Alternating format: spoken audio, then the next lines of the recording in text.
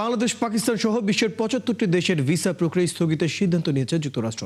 আগামী ২১ জানুয়ারি থেকে এটি কার্যকর হবে। বুধবার মার্কিন পররাষ্ট্র দফতর এক মুখপাত্র এই তথ্য নিশ্চিত করেছেন। ভিসা স্থগিতের খবর প্রকাশ করে ফক্স নিউজ জানিয়েছে, যুক্তরাষ্ট্রের পররাষ্ট্র মন্ত্রণালয় ৭৫টি দেশের কনস্যুলার অফিসে এই সংক্রান্ত নির্দেশনা পাঠিয়েছে। এতে বলা হয়েছে, মন্ত্রণালয় বর্তমান ভিসা প্রক্রিয়া যাচাই বাছাই করছে। এই সময়ে যেন এই ৭৫ দেশের নাগরিকদের ভিসা আবেদন প্রত্যাখ্যান করা হয়। মূলত যারা বিদেশি নাগরিক হয়েও আমেরিকার সরকারি ত্রাণ বা সুযোগ সুবিধার উপর নির্ভর করতে পারেন, তাদের প্রবেশ ঠেকাতেই এই পদক্ষেপ নেওয়া হয়েছে।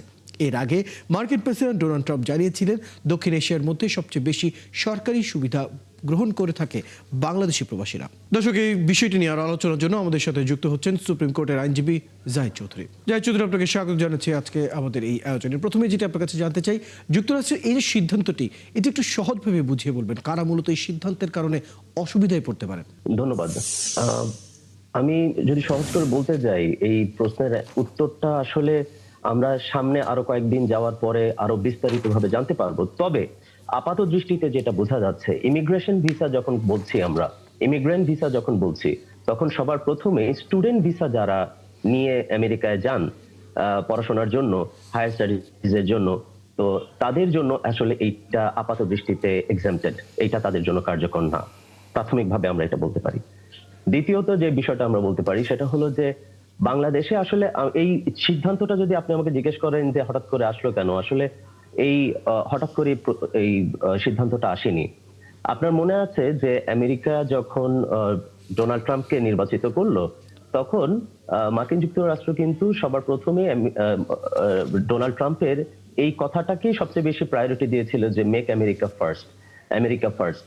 তো আমেরিকাকে, অর্থাৎ আমেরিকান যারা স্থানীয়, তাদেরকেই তারা প্রথম প্রায়োরিটিতে দিতে চাচ্ছেন তারা।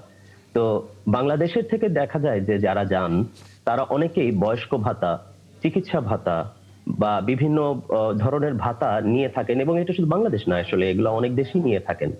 তো এই আওতায় তাদের অর্থনৈতিক একটা অনেক বড় চাপের মধ্যে পড়েন। ইমিগ্রেন্ট ভিসায় যারা থাকেন তারাই সাধারণত এই ভাতাগুলো পেয়ে থাকেন। এবং এই আপনি নিশ্চয়ই জানবেন যে এই চিকিৎসা সম্পূর্ণ ফ্রি কিছু কিছু ক্ষেত্রে। তো এটা অনেক এক্সপেন্সিভ একটা বিষয় গিয়ে দাঁড়ায় আমেরিকান অর্থনীতির জন্য, যদি আমরা গিয়ে দেখি।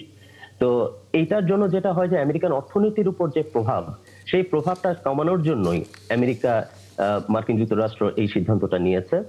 যদিও এখানে একটা বিষয় উল্লেখ্য যে এখানে তারা একটা শব্দ ব্যবহার করেছে, সেটা হলো যে পজ, অর্থাৎ কিছুদিনের জন্য এটাকে স্থগিত রাখা। কিন্তু এটা কতদিনের জন্য স্থগিত রাখা সেটা আমরা এখনো নির্দিষ্টভাবে বলতে পারছি না। এটা আরো কয়েকদিন যাওয়ার পরে তারা আরো যখন ক্লিয়ার করবে, যখন তারা কিছু প্রেস ব্রিফিং দেবেন, সেই ক্ষেত্রে গিয়ে আমরা হয়তো বা এটা আরো বেশি ক্লিয়ার ভাবে জানতে পারবো। সেই ক্ষেত্রে জাহিদ চৌধুরী, আরো একটি বিষয় জানতে চাই, বাংলাদেশের শিক্ষার্থী যারা আছেন, যারা যুক্তরাষ্ট্রে পড়তে যেতে চান বা যাওয়ার প্রক্রিয়াধীন রয়েছেন, তাদের জন্য আসলে এই সিদ্ধান্ত কতটুকু প্রভাবিত করবে? আপাতত বলাই যায় যে শিক্ষার্থীদের জন্য এই বিষয়টা কার্যকর হবে না। একই সাথে বলে রাখি, শিক্ষার্থীদের পাশাপাশি এই মেমোতে, এই যে সার্কুলারটা ফক্স নিউজের বরাতে আমরা জেনেছি, সেখানে আসলে রেট্রোস্পেক্টিভ ইফেক্টেরও কোনো কথা বলা নাই। অর্থাৎ অলরেডি যারা অ্যাপ্লিকেশন করে ফেলেছেন বিভিন্ন ইমিগ্রেন্ট ক্যাটাগরিতে অথবা স্টুডেন্ট ক্যাটাগরিতে, তাদের জন্য যে এটা অ্যাপ্লিকেবল হবে সেই বিষয়ে এখানে কিছু বলা নাই। তো সেই ক্ষেত্রে আমরা বলতেই পারি যে 21 জানুয়ারির কথা যেহেতু বলা আছে, 21 জানুয়ারি থেকেই যারা অ্যাপ্লাই করবেন বা এরপরে যাদের ইন্টারভিউর ডেট পড়ছে বিভিন্ন এই দেশগুলো থেকে, তাদের জন্য আসলে এটা কার্যকর হবে। এখানে আরো কয়েকটা বিষয় উল্লেখ করা দরকার। আসলে আপনি দেখবেন আমেরিকার সবচেয়ে বড় যে শত্রুদের মধ্যে আমরা চিন্তা করি যে চায়না, তাদের নাম কিন্তু আমরা এখানে পাইনি, কিন্তু আবার রাশিয়ার নাম আমরা পেয়েছি আপাতত যে রিপোর্ট আমরা দেখেছি সেখানে। তো এইখানে হয়তো বা জিওপলিটিক্যাল যে পরিস্থিতি, সেটাও এখানে অনেক বড় একটা রোল প্লে করছে। বিসাইডস দিস অর্থনৈতিক যে চাপ, আমেরিকার যে অর্থনীতির উপরে বিভিন্ন ভাতার কারণে এটা আমরা নিয়ে থাকি, সেটা যদি আমরা আলোচনা করি। জাহিদ চৌধুরী, একটা ছোট্ট বিষয় আমরা জানতে চাই, সেটি হচ্ছে আপাতত তো আমরা স্থগিত কতদিন থাকছে সেই সময়টুকু আমরা আপাতত জানি না। যদি এই স্থগিত আদেশ দীর্ঘ সময়ের দিকে যায়, তাহলে সেই ক্ষেত্রে বাংলাদেশ প্রশাসনের কিছু করার প্রয়োজনীয়তা দেখেন কিনা বা কোনো ধরনের কার্যক্রমের প্রয়োজনীয়তা দেখেন কিনা, একদম ছোট করে জানতে চাই।